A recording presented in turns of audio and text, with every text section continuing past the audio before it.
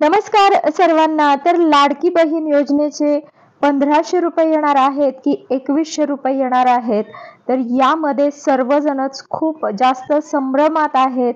तर नेमकं आता 2100 मिळणार आहेत का 1500 रुपये मिळणार आहेत, त्याचबरोबर कोणते निकष लावले आहेत की नाही तेच आपण आजच्या व्हिडिओमध्ये बघणार आहोत। लाडकी बहीण योजनामध्ये काही निकष वगैरे लागणार नाही, असं काही नाही आहे। कुठलेही निकष लागणार नाहीत। या संदर्भातली भूमिका जी आहे ते राज्याचे मुख्यमंत्री देवेंद्रजी फडणवीस साहेबांनी स्पष्ट केलेले आहेत। त्याच्यामुळे अशा पद्धतीच्या चुकीच्या अफवा पसरवल्या जात आहेत, कुठंतरी मिसकोट केलं जात आहे।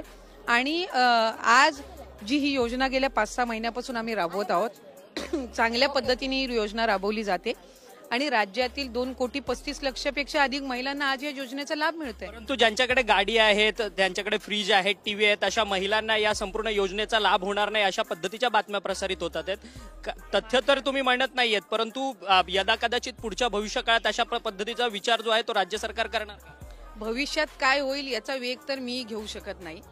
आपण कागदपत्रांवर आणि GR आणि शासन निर्णयांवर विश्वास ठेवला पाहिजे। अशा पद्धतीचा कुठेही लेखी आदेश, शासन निर्णय, कुठं सर्क्युलर आलेला आहे का? नाही।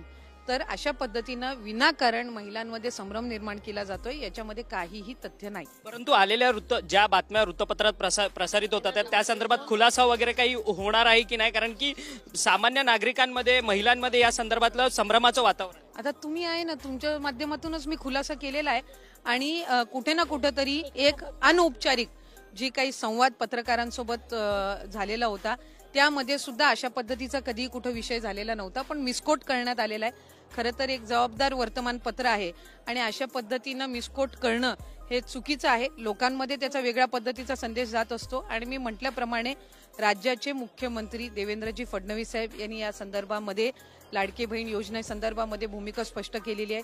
उपमुख्यमंत्री एकनाथजी शिंदे साहेबांनी केलेली आहे, उपमुख्यमंत्री अजितदादांनी केलेली आहे।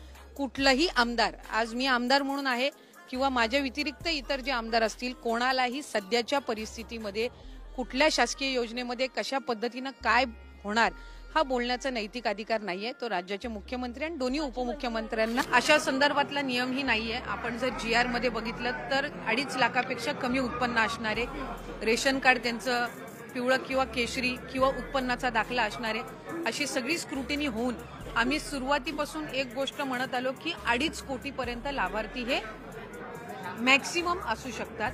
आणि त्या पद्धतीनं जर आपण बघितलं तर रजिस्ट्रेशन मध्ये सुद्धा आम्ही शेवटचं DBT 9 ऑक्टोबरला ज्यावेळेला केलं त्यावेळेला 2,34,00,000 महिलांना आम्ही DBT केलेलं होतं। म्हणजे साधारणपणे त्या आकड्याचे आपण जवळपास आहोत।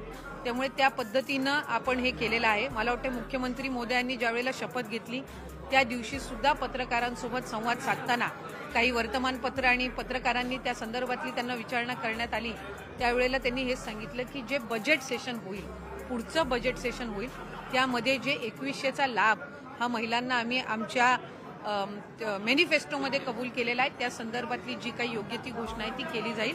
आत्ता 1500चा लाभ आहे आणि जे लाभार्थी आहेत, जे व्हेरीफाईड झालेले आहेत, ज्यांना गेल्या महिन्यांपासून लाभ मिळत आहे, त्या पद्धतीनं त्यांना मिळत राहील।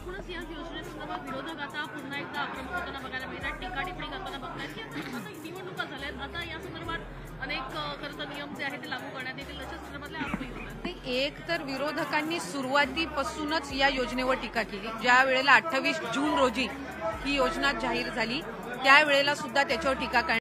तर अशा प्रकारे सर्वांनाच आता 2100 रुपये मिळणार आहेत। तर त्याचे थोडेफार निकष लावणारच आहेत ते, कारण की बऱ्याच जणांनी जे काही GR मध्ये आलेले आहेत निकष, तर त्यांचं उल्लंघन करून बऱ्याच जणांनी फॉर्म भरलेले आहेत। तर त्याची जी काही पडताळणी आहे तर ती होणार आहे। तर ते निकष नेमके कोणते आहेत ते आपण पुढच्या व्हिडिओमध्ये बघणार आहोत। तर आजचा व्हिडिओ तुम्हाला कसा वाटला ते नक्की सांगा। आवडला असेल तर जास्तीत जास्त बहिणींपर्यंत हा व्हिडिओ पोहोचवा। चला तर मग भेटूया उद्याच्या एका नवीन व्हिडिओमध्ये आणि नवीन माहितीसह। तोपर्यंत सर्वांना खूप खूप धन्यवाद।